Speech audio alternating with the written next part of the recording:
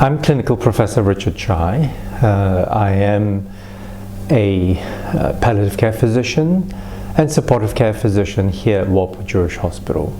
And I have been working here for close to 20 years, I think.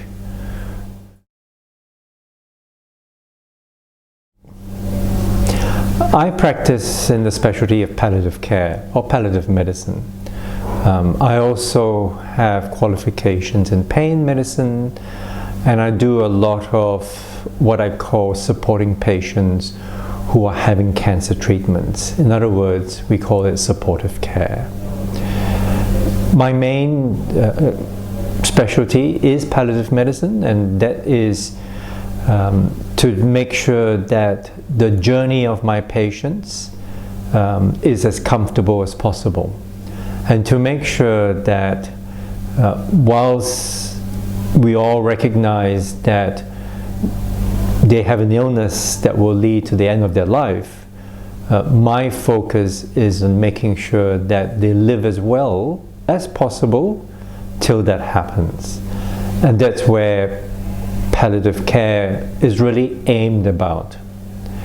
I also do pain medicine a little, where I help patients with chronic pain to reduce their pain as much as possible.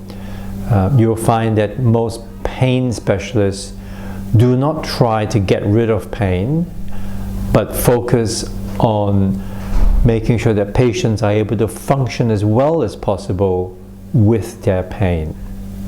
And lastly, patients with cancer are often undergoing lots of treatments, and very often the treatments come with lots of side effects. And therefore my role in that situation is to try and ensure that those patients' side effects are as well managed as possible, so they're able to tolerate their cancer treatments as well as possible. So those are the three main areas where I practice and have been doing so at Wolper Jewish Hospital for more than 20 years.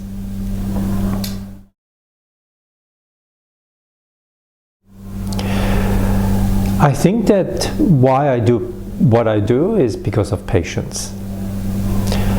Because I believe, and I do hope, that what I do with my patients, I make a difference. And I think that's what makes it most satisfying to me. Yes, I have lots of patients where the illness is not going to be curable. And everyone with those illnesses will eventually lead to the end of their life. But if I can make that journey a positive journey, if I can change the journey so that the journey is much more comfortable, then in fact that is actually very satisfying to me.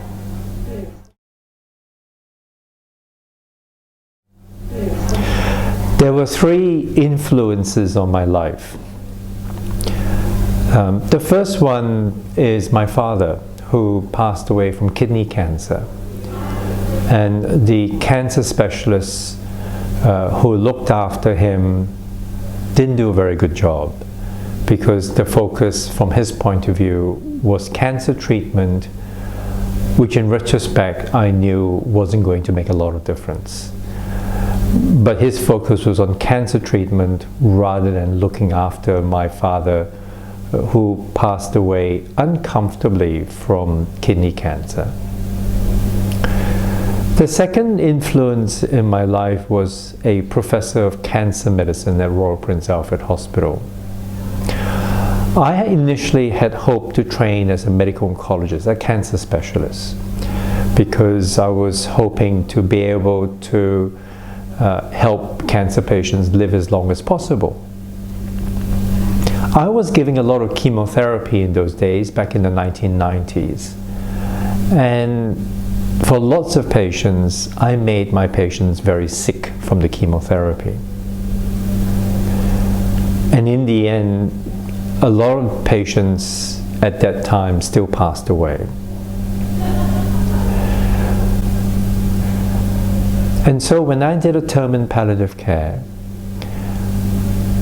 I was able to make these patients who are very sick feel much better. And I found that very satisfying, because I knew that I wasn't able to change the outcome of my patients. So the professor of cancer medicine who I was working for, who when I was training to be a medical oncologist, had suggested that I look into the specialty of supportive care to focus on helping patients get through the cancer treatment. Supportive care in the 1990s was only just starting to develop, not as a specialty, but really as a philosophy. And then I worked, as I said, for a palliative care physician at Royal Prince Alfred Hospital, where I was able to change a lot of my cancer patients' lives and make their lives much more comfortable, because we all knew those cancer patients were eventually going to reach the end of their life.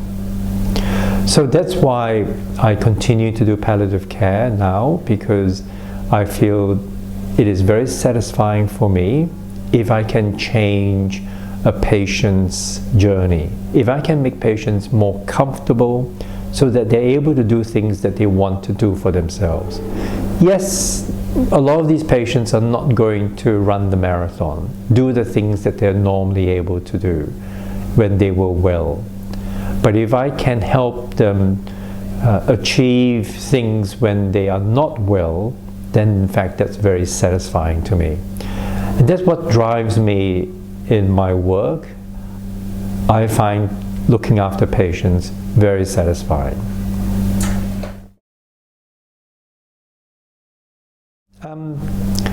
A typical day for me can vary. I have lots of patients in many different places. Patients at home, patients at Wolper Jewish Hospital, and some patients at St. Vincent's Hospital as well. I also look after patients at Sacred Heart. That tells me that my patients are everywhere. They're going to be home for most of their lives. When they get sick, they need to be in the acute hospital, getting investigations, getting treatment. And when they're not able to look after themselves, then I look after them at Sacred Heart or at Wolper Jewish Hospital, which has an inpatient palliative care unit. So in other words, I follow my patients wherever they may be, because they are going to be everywhere. So a typical day is I see patients at Wolper Jewish Hospital, I see patients in acute hospital. I do help run the Sacred Heart Supportive and Palliative Care Service at St. Vincent's Hospital, so I do have managerial responsibilities to ensure that that service runs well. And that is usually my day. So there are lots of meetings that I do, and also I look after and make sure that what we do in a palliative care service is safe, and that means lots of procedures, lots of policies are in place so that staff look after patients very safely. You may say, why do I do that? From my perspective, I can look after, say, 800 patients a year safely by myself.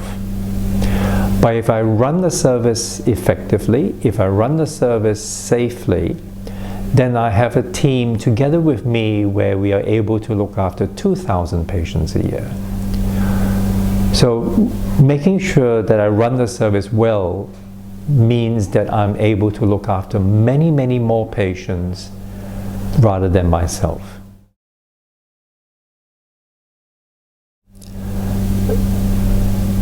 I decide when patients need to be in hospital based on lots of different situations. A patient will have a journey whereby they may develop a problem that requires treatment. So for example, if a cancer spot has caused pain in the bone, I would recommend going to acute hospital having imaging done of that bone and asking my radiotherapy colleagues to provide treatment to that bone metastases to reduce pain. If a patient's not able to look after themselves, despite the best efforts of the team, and perhaps because of the best efforts of the patient's family, when things are difficult at home, then yes, I may recommend that we bring patients into Wolper Jewish Hospital so that they can be looked after. Looking after patients at home relies on not only the patient, but also the family, and also the clinical teams, especially the general practitioner and the team from Sacred Heart. Yes, we can also try and organize private carers to come to the patient's home to provide that personal hands-on care, so that families are given a rest from providing it hands-on care, because it is very tiring. When all of that is difficult, then very often patients are close to the end of their life and therefore need to be in hospital, like Wolper Jewish Hospital, where the excellent nursing staff then take over from the provide that nursing care for patients. Yes, they'll still be seen at Wolper Jewish Hospital by myself, by the doctors, to make sure that the medicine is right. They'll be still seen by doctors like myself to make sure that the medicine is right. I will also ask the allied health interdisciplinary team to see the patient and the family, because they're able to deal with so many other issues that I alone cannot. So I have physiotherapists here at Wolper Hospital to try and maintain mobility, to try and maintain walking, to try and maintain fitness as much as possible. I do have an occupational therapist here who will provide equipment to make sure that patients are comfortable and safe and be able to do things for themselves. I have a dietitian here at Wolper Jewish Hospital that ensures that their meals are as nutritious as possible, but also to make sure that it's variable so that patients are able to eat a little and enjoy the food that they may like. I also have social workers and counselors to help patients and their families deal with, I guess, an impending end-of-life care situation, which we all know is always going to be sad. And they are important to help families, help patients accept what the trajectory is going to be, what the journey is going to be, because it makes it so much easier for everyone when acceptance occurs. So in other words, lots of these things can be done at home, but if it's not able to, then places, hospitals like Wolper Jewish Hospital can step in and provide that care.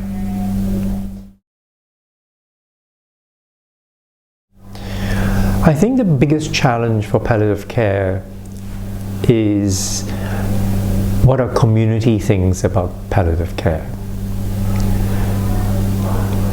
I think there's still a lot of myths that palliative care means a patient's going to die in the next few days.